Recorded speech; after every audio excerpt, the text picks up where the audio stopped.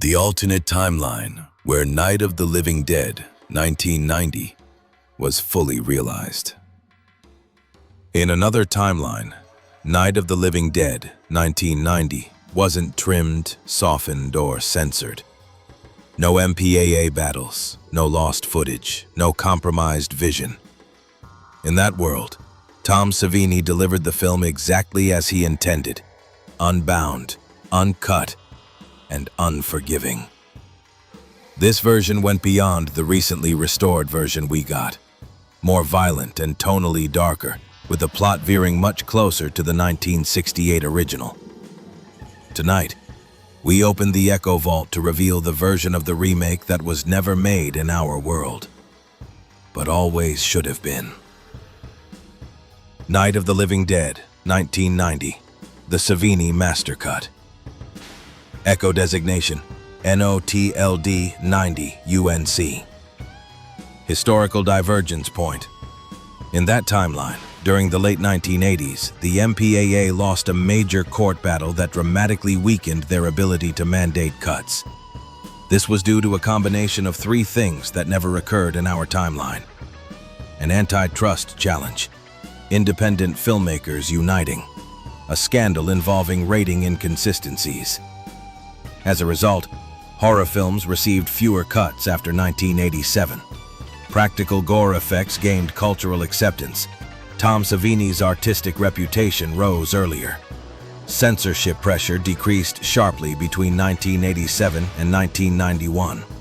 So NOTLD 1990 was allowed to release exactly as Savini and Romero intended, with no trims. Overall plot overview. Where it diverges from our 1990 version. Core plot. The film's base story remains identical. Barbara and Johnny in the cemetery, the farmhouse siege, the rising tension in the basement, the Cooper versus Ben dynamic, the finale with the posse. But the tone, violence, and psychology diverge dramatically. Key differences. Barbara's transformation arc is even longer and more emotional. In this divergent timeline, Savini shot more scenes of Barbara learning firearms, additional moments of panic, clarity, fragmentary flashbacks, longer discussions with Ben. Barbara becomes even more the heart of the film in this version. The undead are also much more grotesque. In our timeline, Savini shot extremely detailed decay effects, but the MPAA forced him to obscure them. Not so in this alternate timeline. In the Savini Mastercut, we see exposed sinew, jawless ghouls, full-body burns, torn limbs, extended bites. More similar to Day of the Dead's makeup fidelity. The tone is darker, more oppressive, and less heroic. It feels closer to the 1968 fatalism. 10 notable scenes from this alternate timeline version. Scene 1. The cemetery attack. Extended prosthetic rip. The cemetery zombie's face sliding off as Barbara struggles. One of the most graphic shots in this version. Savini's original prosthetic design had loose jaw skin, partially sloughed cheek, exposed maxilla, gelatin-based sliding flesh effect. In the Mastercut, Barbara grabs the zombie's face as she scrambles backward, and the cheek plus jawline skin slides off, revealing detailed musculature before it collapses. This occurs 2 to 3 minutes into the film. Scene 2. Barbara's panic breakdown. Her emotional sobbing behind the kitchen counter lasts longer, giving depth to her trauma. Approximately 10 minutes in, shortly after she barricades the door and collapses behind the counter. Scene 3. Window grab sequence. Full sinew pull. An arm is torn off at the window, shown cleanly with muscle and tendon stretch. Approximately 18 minutes in, during the early farmhouse defense, the arm belongs to a middle-aged male farmer ghoul. Scene 4. Ben's memories. Beekman's Diner flashback. A direct flashback scene of Ben describing what he saw at Beekman's Diner, a longer and more intense dialogue. 26 minutes in, when Barbara starts to stabilize and the two talk quietly near the table. Scene 5. Cooper basement attack. Uncut child on father scene. Sarah Cooper's full attack on Harry in the basement, mirroring the 1968 original. Harry retreats to the basement near the end when it's obvious the upstairs is lost, while Ben and Barbara are struggling with the zombie at the front door. Sarah approaches him from behind as he finds Helen's body downstairs.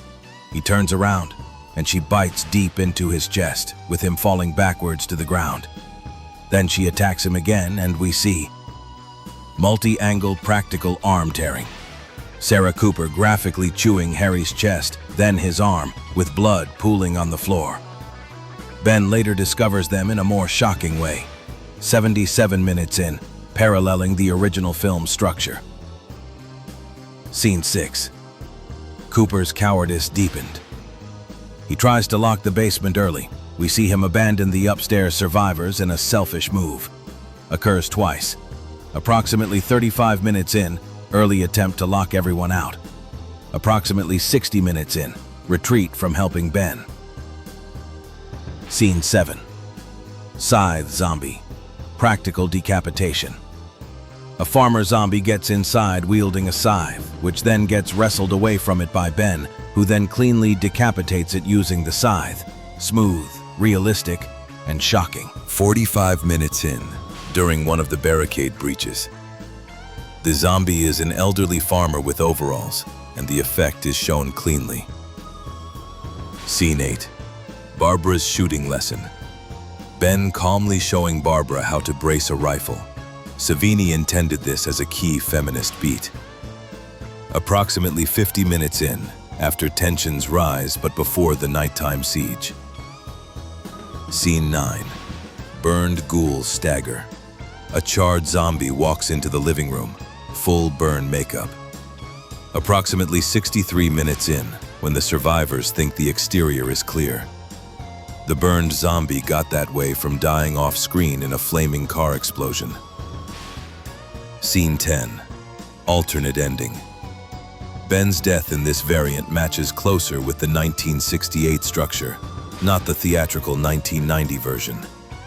Ben does not turn off screen. We see more of his final struggle. He is visibly weakening in the basement after being bitten earlier in the siege. This bite is shown in a longer shot. Ben slams the basement door shut, coughing and holding his bitten shoulder. The infection symptoms have started. The camera follows him down the stairs, shaky, disoriented, echoing Savini's documentary style. The Cooper family are already reanimating. In the Savini Mastercut, he walks in at the worst possible moment. Helen Cooper is already half-turned, twitching. Sarah Cooper, the daughter, is fully turned. She has been eating Harry's arm for a while. The prosthetic gore is extremely explicit. Full muscle tearing, arterial detail, wide-angle jaw movement. Harry is bleeding out, weakly mustering a "help me" to Ben. Sarah notices Ben and lurches toward him. Her attack is more violent in this version. She bites Ben's forearm, second bite. He slams her into the wall. She comes back up, snarling. When his gun jams, he hits her hard in the head with the butt of his rifle. She collapses, but continues twitching for a short while. It's messy, it's fast, and it raises the stakes of his collapse later. Helen's transformation is slow and disturbing. She starts breathing through alternating choking sobs and growls. Her fingers curl into claws. Her eyes cloud over one at a time. Her jaw slackens in death, then snaps back into zombie mode. She approaches Ben on all fours like an animal. Ben shoots her, close range. Blood splashes across his jacket. Harry, just barely alive, crawls toward Ben and grabs his leg. He weakly whispers, "You should have listened. We should have just stayed down here, damn it. We should have just stayed." Then his eyes glaze over mid-sentence. He dies, leaning against Ben's knee. Ben pushes his body aside, exhausted, shaking, then shoots Harry when he starts to twitch back to life. It's cold, it's tragic, and it cements the film's central theme. The basement wasn't safe. It was a tomb. The conflict doomed them all. Ben barricades himself in the basement but collapses as the infection overtakes him.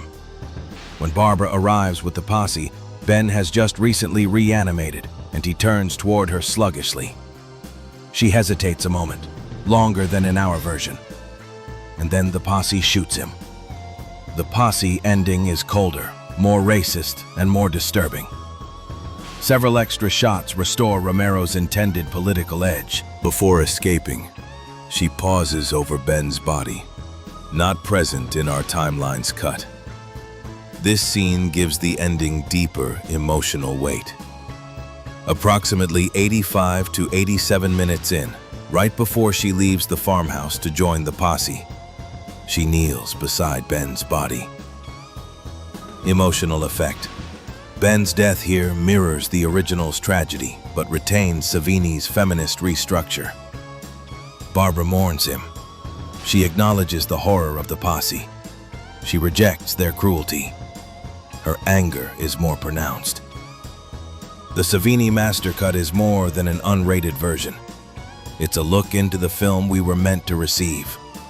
A version shaped by artistry instead of censorship, and truth instead of compromise.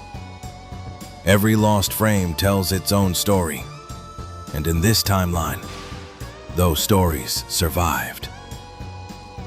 Thank you for stepping into the vault once again. Until next time, remember, every film has another world where it was fully realized.